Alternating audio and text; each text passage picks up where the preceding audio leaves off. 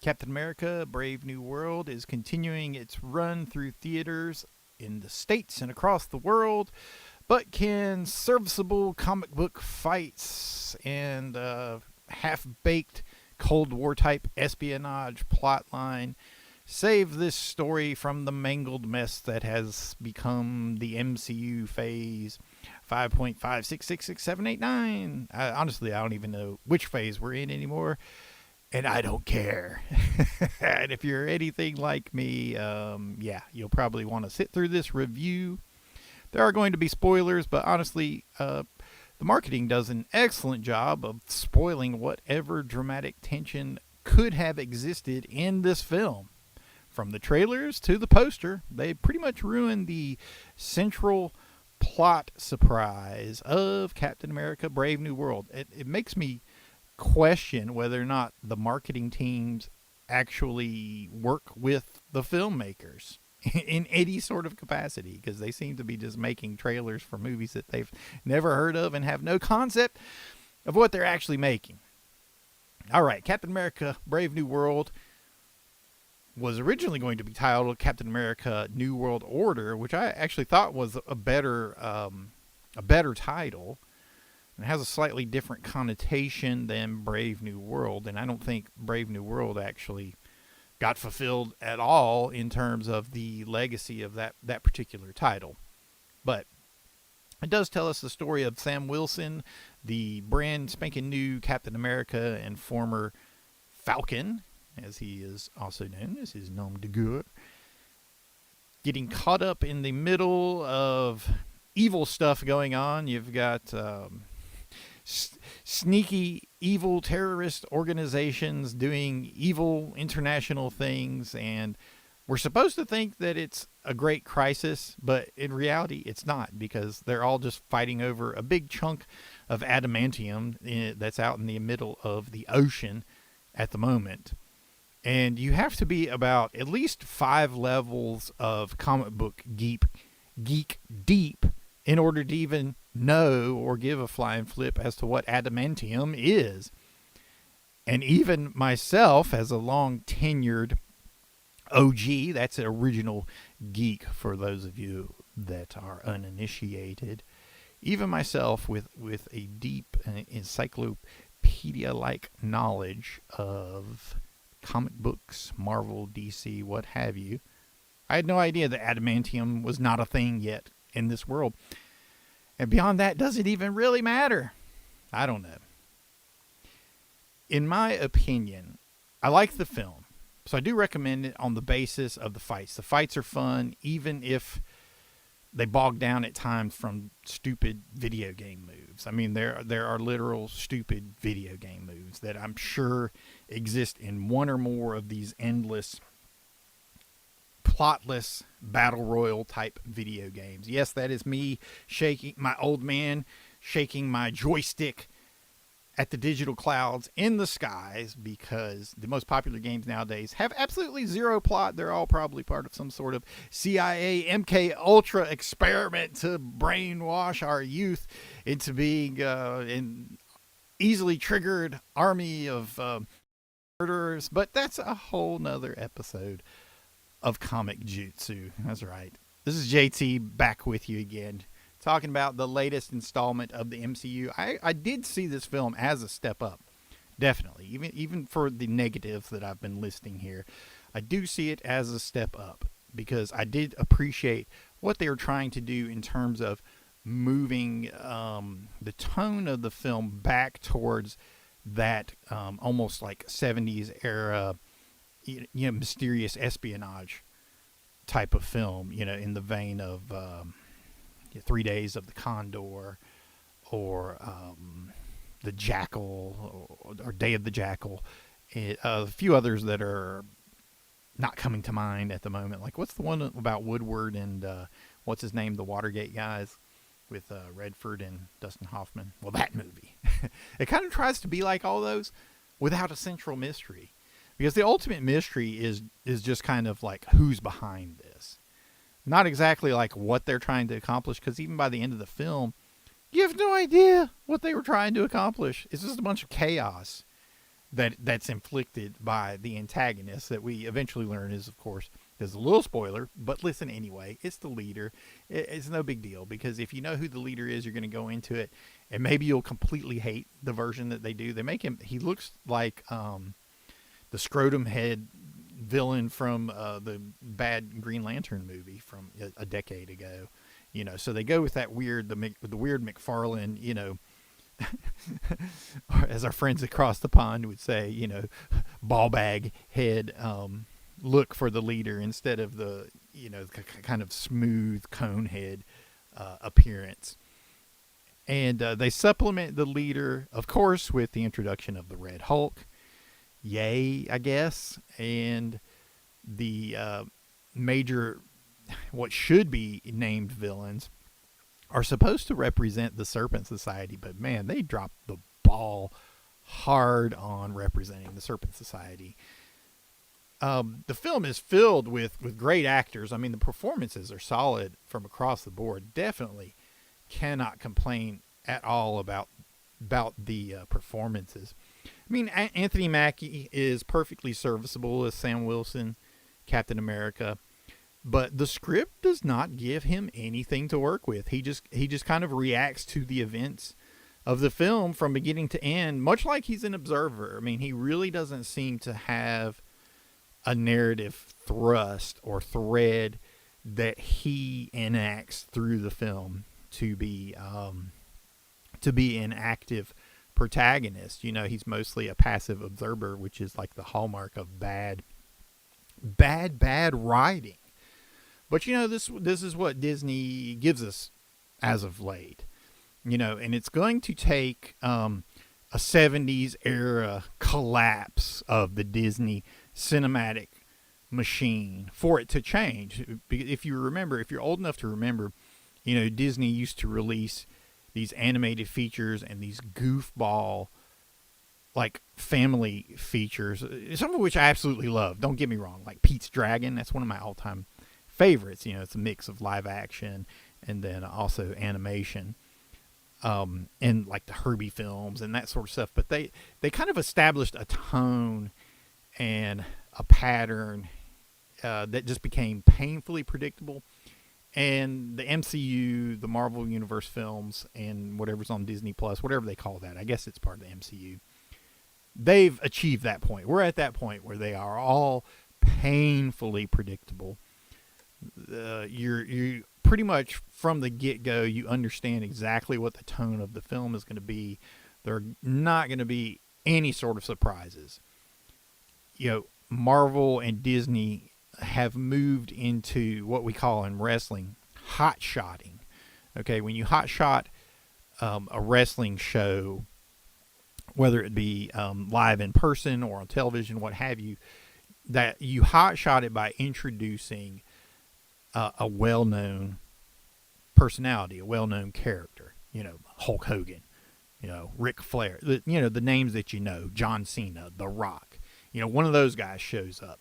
But it's considered hot shotting because they usually aren't signed for a long term. So they'll just show up for that one night. The Rock will come out, at the very end of the night, hit somebody with a people's elbow, talk about his strudel and pie and whatever, call himself the final boss. Then he'll walk off, get his check, spit on it, put it right into the bank. And that's what we're getting in the MCU is we're getting hot shotting in the terms of casting. Perfect example being Harrison Ford as President Thaddeus Ross. Really, as Thunderbolt Ross. That's the character, Thunderbolt Ross, who is a cranky old guy who is obsessed with capturing the Hulk. Okay, that's what the character always was, and it became something different. Now, mind you,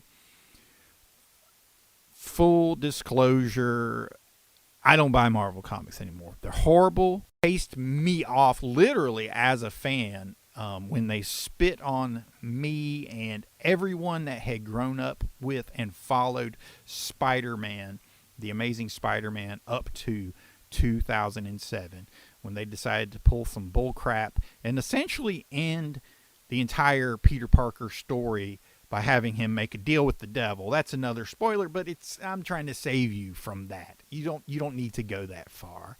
We need, in our heads, we need to end the Spider-Man canon way before that happens, and just kind of leave it in this murky happy land, which is actually what they're doing now. It's in this murky immature land where Peter Parker is not allowed to advance emotionally. He's never allowed to mature or have any sort of mature relationship.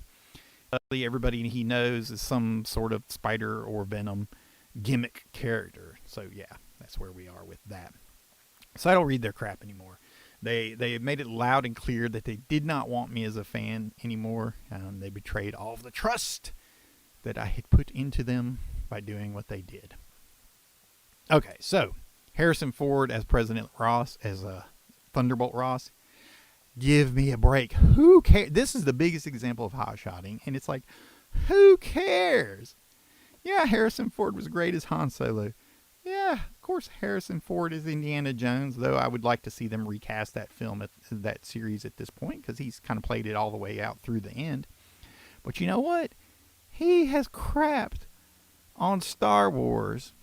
He has shat upon Indiana Jones for decades. The things that people love him for, he acts like a cranky old man about. Like, get off my lawn. How dare you talk to me about Han Solo? I hated saying all that stuff. So why should we give two flips that Harrison Ford is playing Thunderbolt Ross, an antagonist from the Incredible Hulk series, from the Incredible Hulk continuity? You know, he's the father of Betsy Ross. And that's it. You know, I mean, they try to paint him as a sympathetic character, and he's anything but. He is anything but. I mean, the plot to this film, it's a muddled mess. I mean, stuff happens, people appear, they shoot it. They shoot at whoever they're shooting at. You know, Cap goes, he interjects, beats people up, moves on to the next thing. More people he wasn't expecting appear and do things he wasn't expecting. You know, so it's crazy. They're like, I can't even tell you who they are, where they came from, what they're doing. Danny Ramirez returns as Joaquin Torres. Now he's the new Falcon, I guess. And he just instantly knows how to do it. That's one thing I hate the most about the MCU, is that, like, everyone is Iron Man now. You know, Tony Stark is not special. That he built the Iron Man armor. Only he knows how to use it. Only he knows how to modify it. No, he just gives it to anybody. You know, and we're at that point now with pretty much every secondary and tertiary character throughout the MCU. Everybody has, you know, vibranium, Wakanda armor, or some version of Iron Man armor, and it's all the most advanced nanotech where their helmets just melt away and their armor melts away and reappears. You know, mass has no meaning, physics mean nothing, and everybody has this stuff. So one thing that I find interesting, this is in my these are the wicked, you know, conspiracies that I run through my own head, is imagine a world where every shitty tertiary character, Pepper Potts, has Iron Man armor. What? Why are the Avengers, Iron Man, Tony Stark, why are they hoarding this technology? Why is he not out there creating nano kits for veterans that had their legs blown off by, you know, by an IED? Why, you know, why is he not donating this stuff to help cure cancer, or, you know, affect a cure for AIDS or something to that effect, or created some kind of, you know, roving greenhouse that everyone can have access to for free food and whatnot? So they're like, you know, the new elite of the world with this elite technology that they just throw about willy-nilly to everyone except for the people who need it. Except for the people who need it. My other part of this rant is Iron Man, you know, Tony Stark, he didn't always win just because the Iron Man armor, you know, in the comic book, he didn't always win because the Iron Man armor was more powerful than everyone he fought. Usually that armor got beat to crap when when he ran into a formidable foe. But Tony had the brains. He would sit there and jury rig it, you know, rewire things, change this, change that, run the power through this one thing to create an effect that he needed that would give him an advantage over it. But ultimately it came down to the man in the armor and the brain behind that man. So when you give all that out, you give everybody Iron Man armor and Wakanda vibranium. What difference does it make? I guess we're like 2 movies away from where everyone has adamantium. Like Wolverine's just like, yeah, I don't even have adamantium anymore. Look at these bones. Yeah, I just have bones. So crazy. Another example of bizarro world hotshotting is, for some reason, they put the Seraph character, which is the first, I guess, openly Jewish Israeli from the Incredible Hulk series, first introduced, I think, in Incredible Hulk 252. No, or 250. There was like one shot of her. She was also in the original Contest of Champions, but then she has her feature issue in 258. I must admit, I have been revisiting the classic Sal Buscema run of the Incredible Hulk. He did like some 100 and something issues of the Hulk. It gave it a real continuity, a real weight, and a real character to it. And that was just a great era of Incredible Hulk storytelling, before the dark times, before Peter David. No, I mean, I was a fan of Peter David, but I never thought anything he wrote for the Hulk was like great. It was serviceable and entertaining. But anyway, so they introduced the Seraph character. Mind you, I know all about Seraph. I've had the comic book for years. I didn't even know this was Seraph. The only way I knew she was supposed to be in the movie was because they made a point of telling everybody ahead of time. Well, then they put her in the film, and she's not even really herself. I mean, it's nuts. They literally sacrificed the bulk of the characterization of all their lead characters, and a lot of they gave up a lot of the 4-color fun of what made the MCU what it was when it first launched. For years, for decades even, we were subject to the most miserable, misdirected, just misunderstood superhero installments of entertainment that have ever been created. From the Amazing Spider-Man TV show, through the Bizarro World Captain America TV movies, to the 1990 Captain America movie, which, mind you, I am a fan of the director, and I would like to see a director's cut of that. It supposedly exists, okay? But the point is, in that 1990 Captain America movie is a perfect example. The producers gave the director, what's his name, Albert Pyun, they gave him the directive, get Cap out of that stupid suit as soon as possible. Okay, and it seems like that the MCU is trying to kind of move a little bit towards that at times. And when it launched with Iron Man in 2008 and the Incredible Hulk installment and then Captain America 2010 and Thor, there was an embrace of the full-colored, over-the-top, anything-goes nature of all of Marvel, okay? And that's what made the Marvel Cinematic Universe so special, was we finally saw all these great imaginative elements that were created by the amazing creators of the past, the Jack Kirbys and the Steve Ditkos, and the dialogues of the Stan Lee and whatnot, of the Stan Lee. But, we were finally seeing those things actually adapted into cinema. We were getting to see it on the big screen, giving full, big-budget treatment. And it was great. And just as soon as those films started making money and started attracting eyes and attracting people like Harrison Ford, who's like, I want some of that Marvel money, like why? I mean, if people love him as Thunderbolt Ross, he'll just bitch about it for the next 30 years, like whatever. They should just cast anybody. Why not Sam Elliott, At least he looked the part. I mean, Harrison Ford just comes across as bumbling, weak, and ineffectual through the entire thing, until he gets mad enough at the end that he turns into the Red Hulk. I mean, that's essentially the big mystery of the film, but they ruin it with the poster. They tell you on the poster, it's Red Hulk. They practically tell you in the trailer, Thaddeus Ross is going to turn into the Red Hulk, And then the movie plays out in that way, where you're constantly seeing President Ross, reacting to whatever it is that's going. He's like, oh, I feel sick, and I'm doing this, and I'm having this problem with that, and my daughter won't talk to me, and I don't know what's going on. And we already know. You're turning into the Red Hulk. We just don't know why. And that's where all the other stuff comes in, I guess. So that big rant about losing the four-color nature of it, that's my complaint about the Serpent Society in the film. Because if they didn't make a point to give them their code names in the credits, you'd have no idea those were the Serpent Society. No idea. They're just generic thugs that they gave names from the Serpent Society. Like Giancarlo Esposito, great actor. Loved him all the way back to the days of his Stan Lee work. He plays Sidewinder, is what they say. Is he anything like Sidewinder?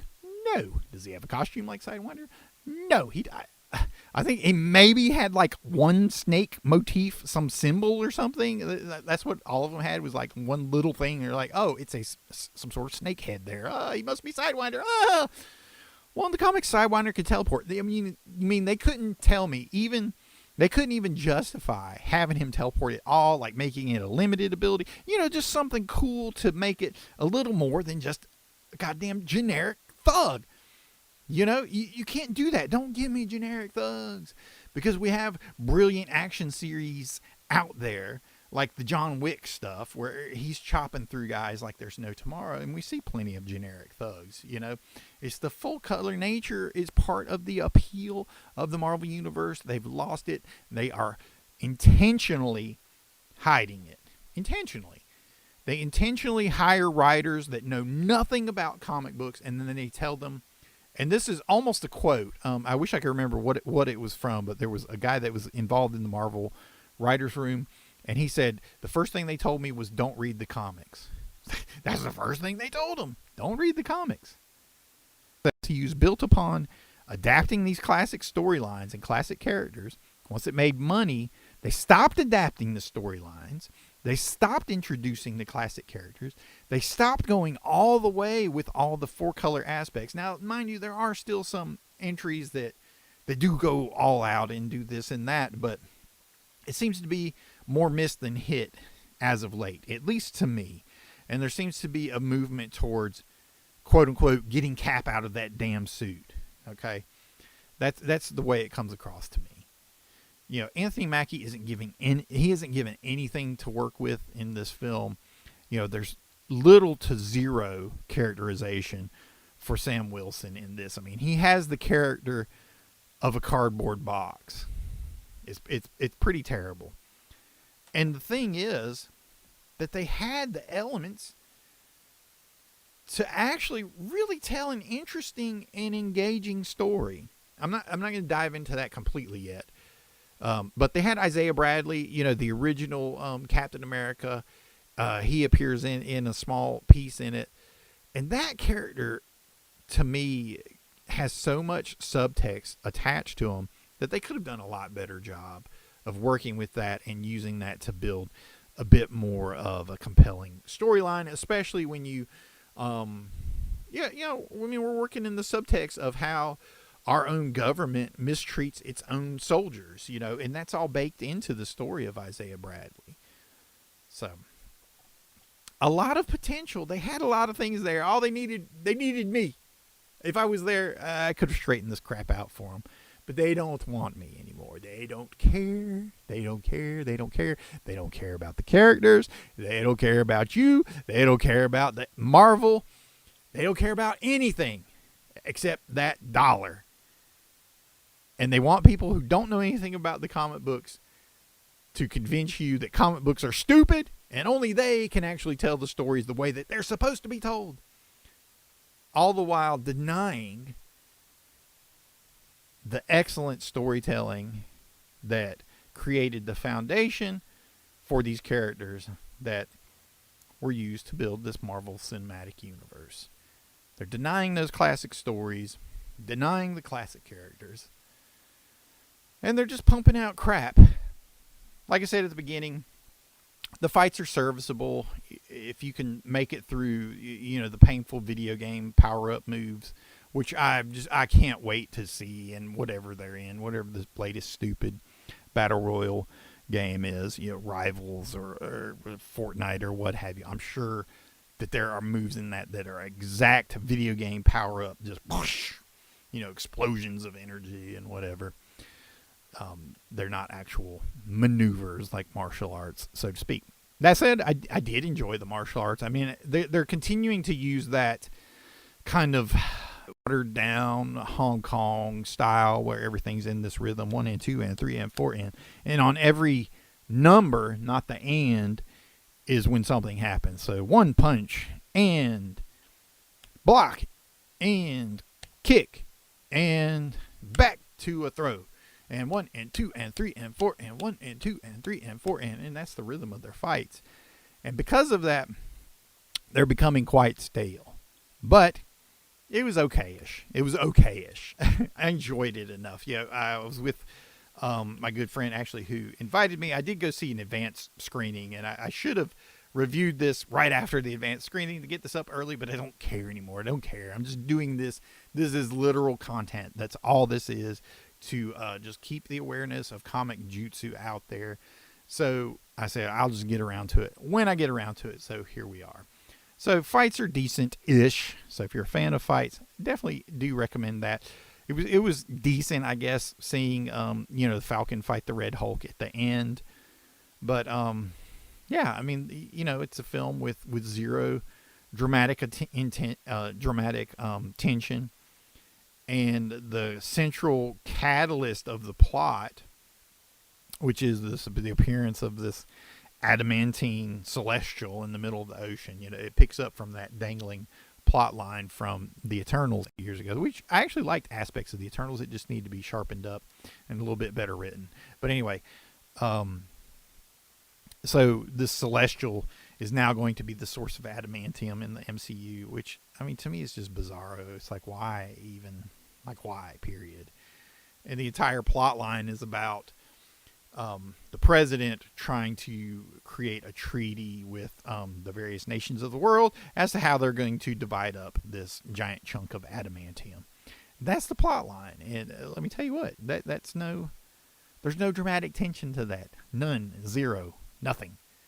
The chunk of adamantium, it's ephemeral because it has no effect on anybody that lives in that world. I mean, it's not a real stake. So you have watered down bad villains with no four-color aspects to them.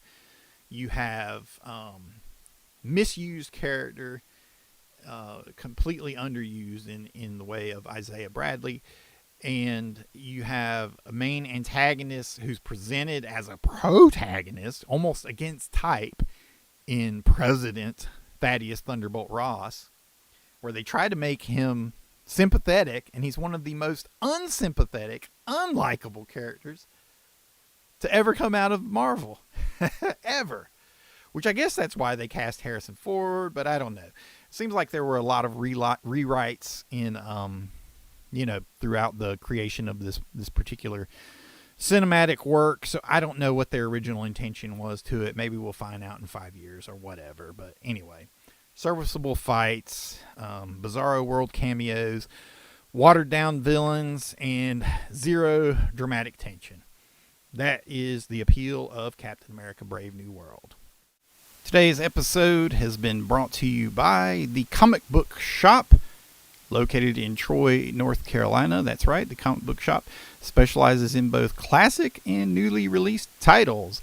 They're located at 118 Bruton Street, Troy, North Carolina. Go by there and check them out.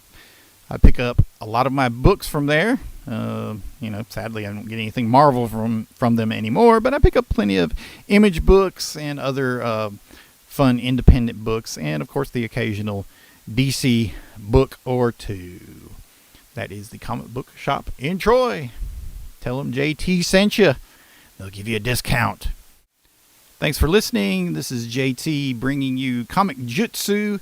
Make sure you are subscribed to the podcast and subscribe to the YouTube channel so you can keep up with the latest and greatest videos and bits of entertainment as I bring them to you. And of course, I want you to be ready and waiting for when my graphic novel, now in production, is ready to hit the shelves, so you know where to go to pick it up and put it in your grubby little hands. Thanks for listening, denizens. We'll see you next time right here on Comic-Jutsu.